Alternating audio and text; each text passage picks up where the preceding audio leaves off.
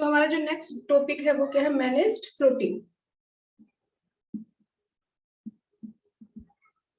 Managed floating, floating means flexible exchange rate. तो सबसे पहले हम डिफाइन करेंगे फ्लोटिंग को। Exchange rate, foreign exchange rate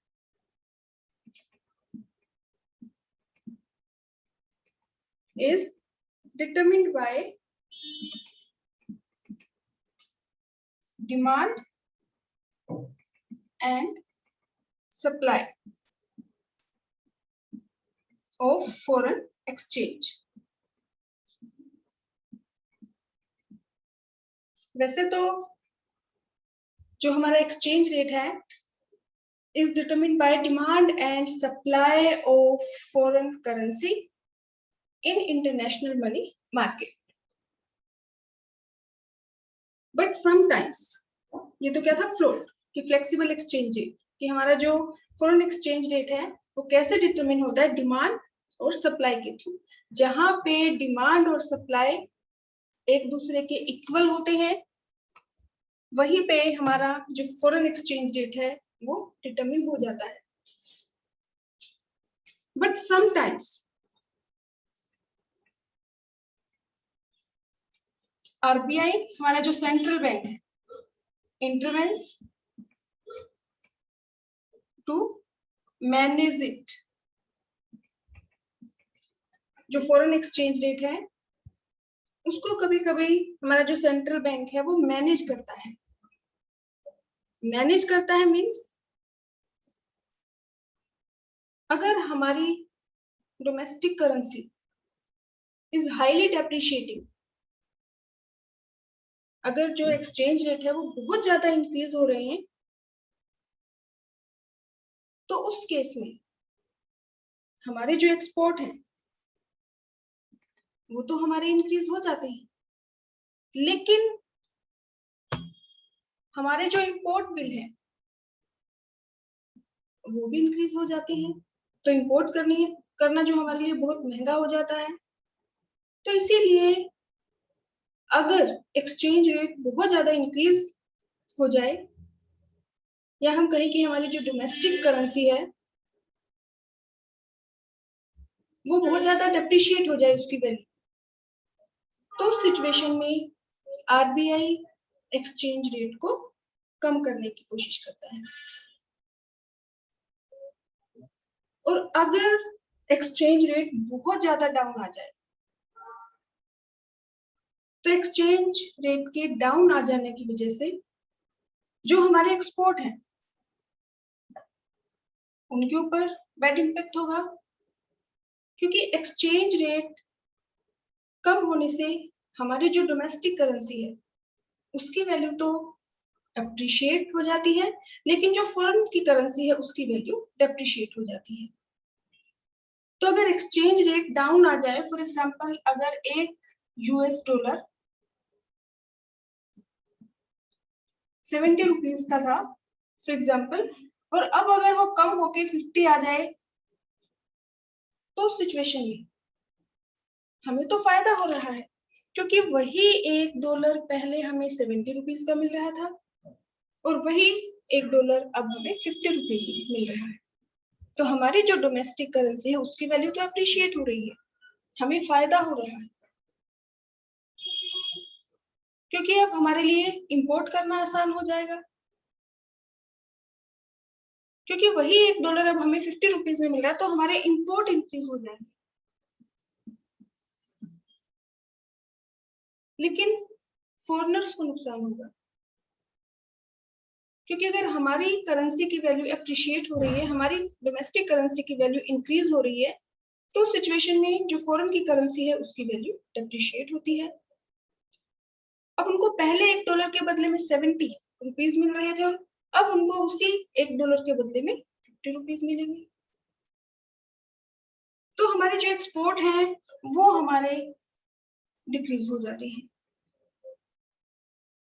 तो इस सिचुएशन में अब अगर एक्सपोर्ट कम होंगे तो हमारे यहाँ पे फॉरेन करेंसी की सप्लाई कम होगी, और फॉरेन करेंसी किसी भी कंट्री के लिए बहुत इंपॉर्टेंट रोल प्ले करती है, क्योंकि जब भी हम इंपोर्ट करते हैं डिफेंस इक्विपमेंट या न्यू टेक्निक, तो सिचुएशन में हमें फॉरेन करेंसी की जरूरत पड़ती है। तो अगर हमारी डोमेस्टिक करेंसी की वैल्यू बहुत ज्यादा अप्रिशिएट हो जाए, तो उस सिचुएशन में हमारे इंपोर्ट तो इंक्रीज हो जाएंगे, क्योंकि हमारे लिए इंपोर्ट करना तो सस्ता हो जाएगा, तो इसीलिए हमारे जो इंपोर्ट है वो इंक्रीज हो जाएंगे, लेकिन हमारे जो एक्सपोर्ट है, जो फॉरेन डायरेक्ट इन्वेस्टमेंट है या फॉरेन इंस्टीट्यूशनल इन्वेस्टमेंट है,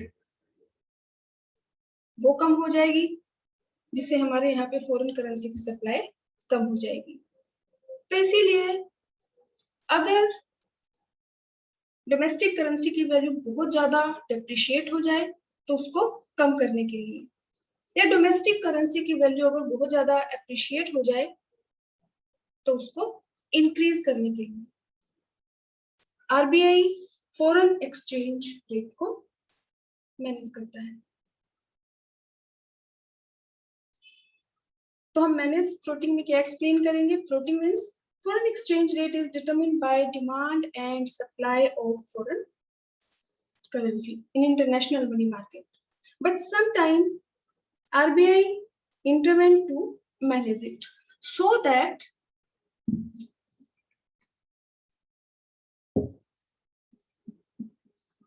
it doesn't slip out of desired limit. So that it doesn't slip out of desired limit means कि जो एक्सचेंज रेट है वो ना तो बहुत ज्यादा इंक्रीज हो और ना ही बहुत ज्यादा डिक्रीज हो, एक डिजायर्ड लिमिट में होना चाहिए, क्योंकि अगर बहुत ज्यादा डेप्रिशिएट हमारी करेंसी की वैल्यू हो जाएगी, तो उस सिचुएशन में हमारे लिए इंपोर्ट करना महंगा होगा, और अगर हमारी करेंसी की वैल्यू बहुत ज्यादा एप्रिशिएट हो जाए, तो उस सिचुएशन में हमारे जो एक्सपोर्ट है वो कम हो जाएंगे। तो इसीलिए हमारा जो सेंट्रल बैंक है, आरबीआई है, वो एक्सचेंज रेट को मैनेज करने की कोशिश करता है। कैसे करता है?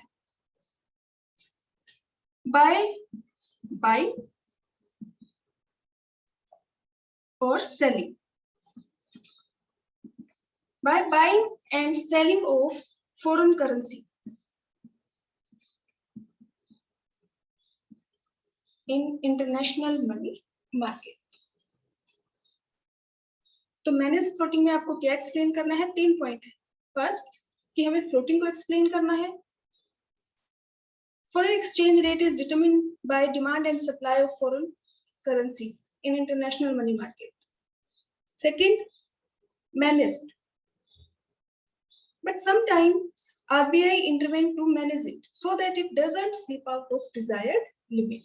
ना तो डोमेस्टिक करेंसी की वैल्यू बहुत ज्यादा अप्रिशिएट हो और ना ही बहुत ज्यादा डेप्रिशिएट हो और ना ही बहुत ज्यादा अप्रिशिएट हो। और थर्ड पॉइंट, कैसे मैनेज करता है RBI? by buying and selling of foreign currency in international money market।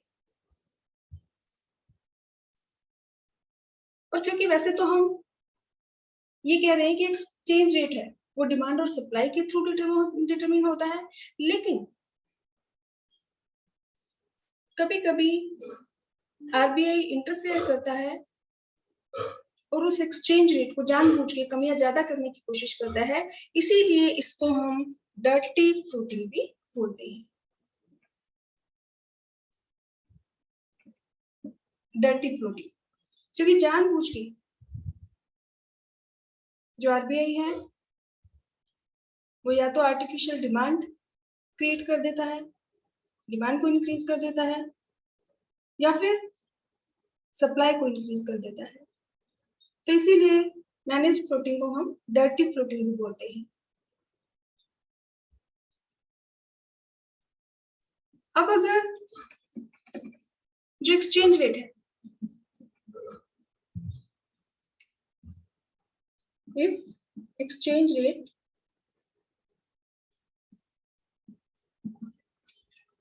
is needed to be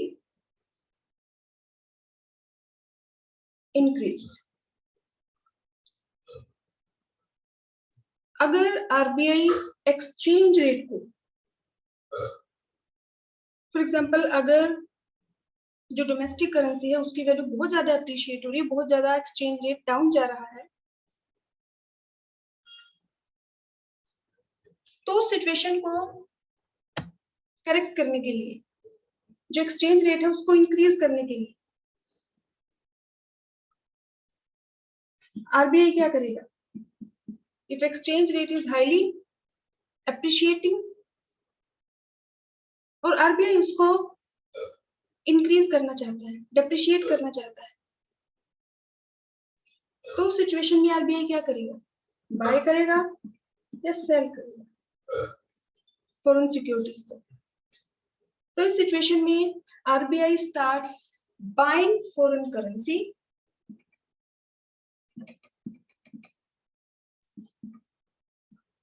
in international money market.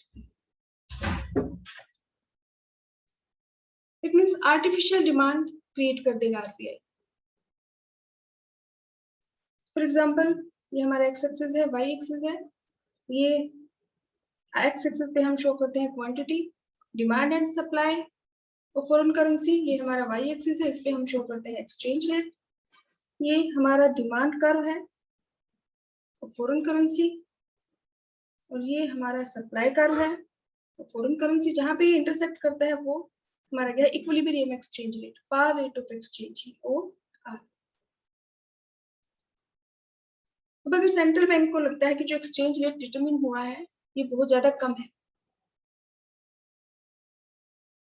तो अपने एक्सपोर्ट को इंक्रीज करने के लिए, डायरेक्ट इन्वेस्टमेंट या फॉरेन इंस्टीट्यूशनल इन्वेस्टमेंट को इंक्रीज करने के लिए आरबीआई इसको एक्सचेंज रेट को इंक्रीज करने की कोशिश करता है और इसीलिए वो फॉरेन सिक्योरिटीज को मार्केट से परचेज करना शुरू कर देता है, मींस डिमांड को इंक्रीज कर देता है.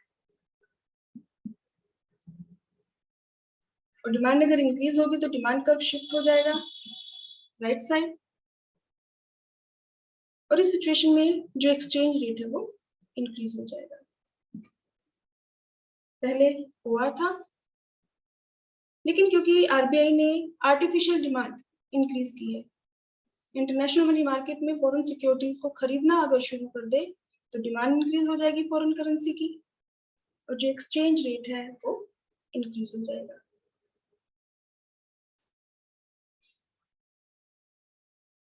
ऐसे ही अगर हमारी डोमेस्टिक करेंसी की वैल्यू बहुत ज्यादा डेप्रिशिएट हो रही है, बहुत ज्यादा इंक्रीज हो रही है, तो उस सिचुएशन में हमारे एक्सपोर्ट तो इंक्रीज हो जाएंगे, लेकिन हमारे लिए इंपोर्ट करना महंगा होगा.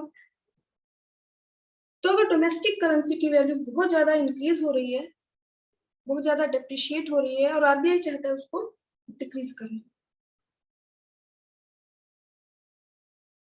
if exchange rate is needed to be decreased, अगर आरबीआई एक्सचेंज रेट को कम करना चाहता है तो सिचुएशन में आरबीआई फॉरेन सिक्योरिटीज को, फॉरेन करेंसी को या फॉरेन एक्सचेंज को सेल करना शुरू कर देगा इन इंटरनेशनल मनी मार्केट. और जब RBI foreign securities, foreign currency को, फॉरेन एक्सचेंज को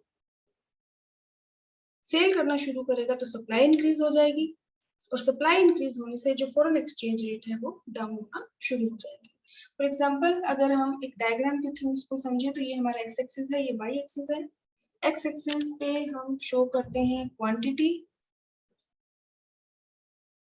demand and supply of foreign exchange और ये हमारा वाई एक्सिस है, वाई एक्सिस पे हम शो करते हैं एक्सचेंज रेट. ये हमारा है demand curve of foreign currency और ये हमारा है supply curve of foreign currency. जहां पे इंटरसेक्ट करेगा, एक दूसरे के इक्वल होंगे डिमांड एंड सप्लाई, उस पॉइंट को अगर हम यहाँ ये वाई एक्सिस से मिला दें तो ये हमारा क्या है, exchange rate, equilibrium exchange rate. अब आरबीआई इस एक्सचेंज रेट को अगर कम करना चाहता है तो वो सिक्योरिटीज फॉरेन करेंसी को सेल करना शुरू कर देगा, और जिसकी वजह से जो सप्लाई है ये हमारा राइट साइड शिफ्ट हो जाएगा, S1।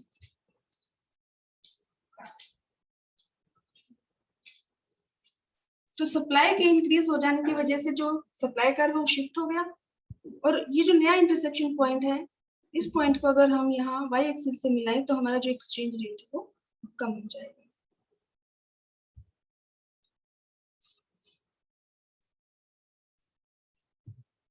ठीक है, तो बेटा नेक्स्ट हमारा जो टॉपिक है वो हमारा है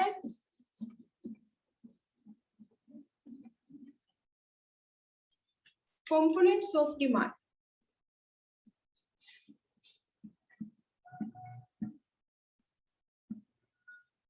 components of demand of foreign exchange, foreign currency. जो फॉरेन एक्सचेंज है, फॉरेन करेंसी है, उसकी डिमांड हम क्यों करते हैं, हमें क्यों फॉरेन करेंसी की या फॉरेन एक्सचेंज की जरूरत पड़ती है।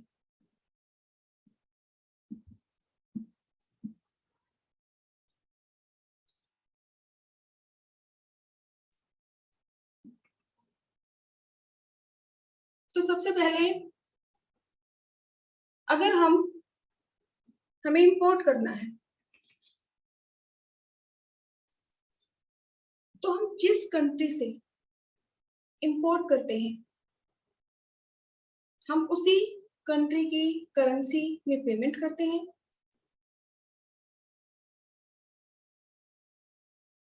तो इंपोर्ट करने के लिए हमें फॉरेन करेंसी की जरूरत पड़ती है। तो अगर हमें इंपोर्ट करना है अदर कंट्री से, तो जिस कंट्री से हम इंपोर्ट करते हैं उसी कंट्री की करेंसी हमें चाहिए फॉर पेमेंट। तो इंपोर्ट करने के लिए हमें फॉरेन करेंसी की जरूरत पड़ती है। अगर हमने किसी भी दूसरी कंट्री से उधार ले रखा है, बोरो कर रखा है, तो जब भी हम उस लोन की रीपेमेंट करेंगे,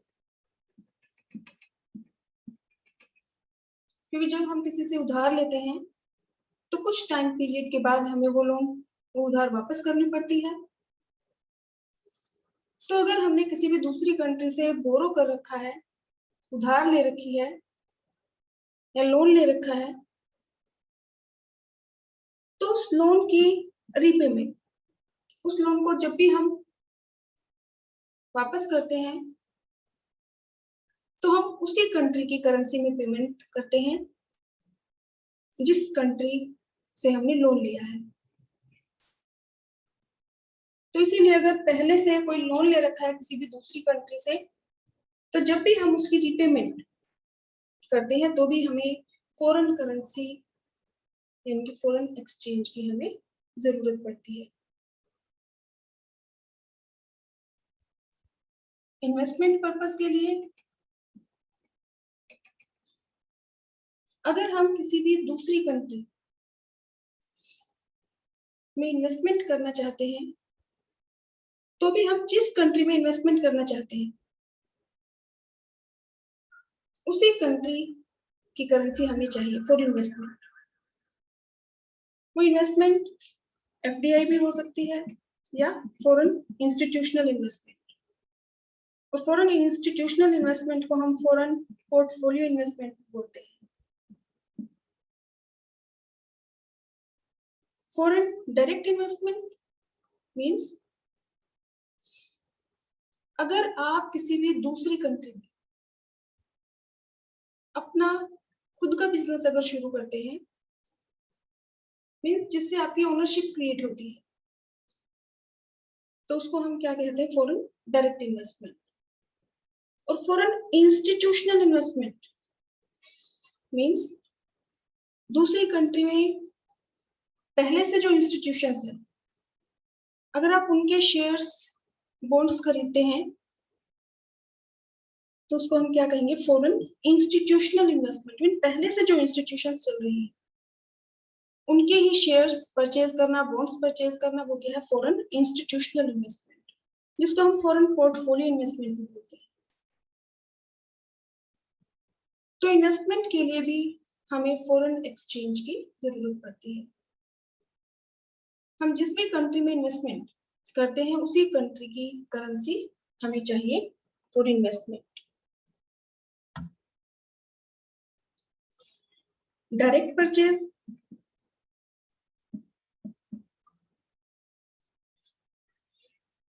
डायरेक्ट परचेज मीन्स अगर आप किसी दूसरी कंट्री में घूमने के लिए जाते हैं या मेडिकल ट्रीटमेंट के लिए जाते हैं या स्टडीज के लिए जाते हैं, तो हम वहां पे डायरेक्ट परचेज करते हैं, वहां से जो हम शॉपिंग करते हैं। तो उसके लिए भी हमें जिस कंट्री में हम घूमने जाते हैं या जिस कंट्री में हम स्टडी कर रहे हैं तो उसी कंट्री की करेंसी हमें चाहिए। तो इस सिचुएशन में भी हमें फॉरेन एक्सचेंज यानी फॉरेन करेंसी की जरूरत पड़ती है।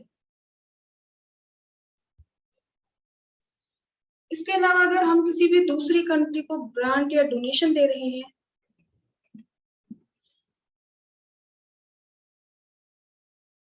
तो इस सिचुएशन में भी हमें जिस कंट्री को हम डोनेट कर रहे हैं उसी कंट्री की करेंसी हमें चाहिए। तो ग्रांट और डोनेशन के लिए भी इन अदर कंट्रीज, अगर किसी भी दूसरी कंट्री को हम डोनेट कर रहे हैं, ग्रांट दे रहे हैं, तो उस सिचुएशन में भी हमें उसी कंट्री की करेंसी चाहिए। तो ग्रांट और डोनेशन के लिए भी हमें फॉरेन एक्सचेंज की जरूरत पड़ती है।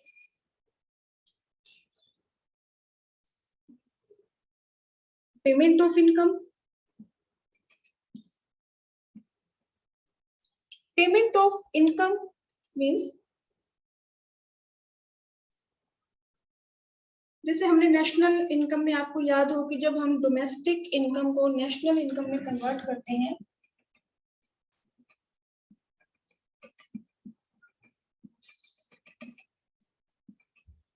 तो डोमेस्टिक इनकम को नेशनल इनकम में कन्वर्ट करने के लिए हम ऐड करते हैं फैक्टर इनकम फ्रॉम अब्रॉड और हम माइनस करते हैं फैक्टर इनकम टू अब्रॉड। तो factor income to abroad means कि अगर दूसरी कंट्री के लोग हमारे यहाँ पे काम कर रहे हैं और वो काम करने के बदले में जो भी हम उनको पेमेंट देते हैं वो पैसा अगर वो अपनी कंट्री में लेके जाते हैं तो भी वो जिस कंट्री से बिलोंग करते हैं वो वही उसी फॉर्म में लेके जाएंगे, यानी कि हमारी जो करेंसी उसको कन्वर्ट कराएंगे अपनी कंट्री की करेंसी में।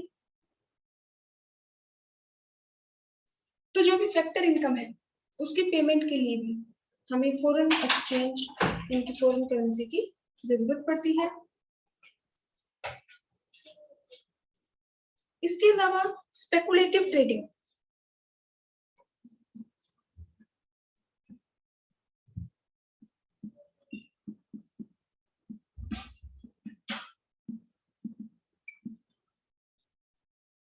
स्पेकुलेटिव ट्रेडिंग मीन्स जब एक्सचेंज रेट डाउन आ जाए, एक्सचेंज रेट जब कम हो जाता है तो कुछ लोग फॉरेन करेंसी को खरीदना शुरू कर देते हैं और जब एक्सचेंज रेट इंक्रीज हो जाए तो उस खरीदी हुई फॉरेन करेंसी को सेल कर देते हैं। तो प्रॉफिट अर्न करने के लिए भी कुछ लोग फॉरेन करेंसी को परचेज करते हैं। तो ये भी डिमांड का एक कंपोनेंट है, इससे भी फॉरेन करेंसी की जो डिमांड है वो इंक्रीज होती है।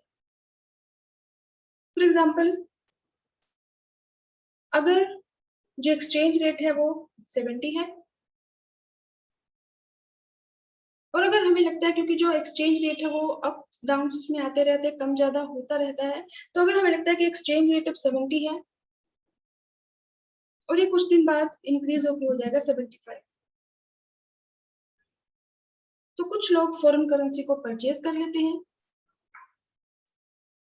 और जब वो एक्सचेंज रेट इंक्रीज हो जाए 70 से 75, 76, 78, 74, तो वो खरीदी हुई करेंसी को सेल कर देते हैं और प्रॉफिट कमाते हैं।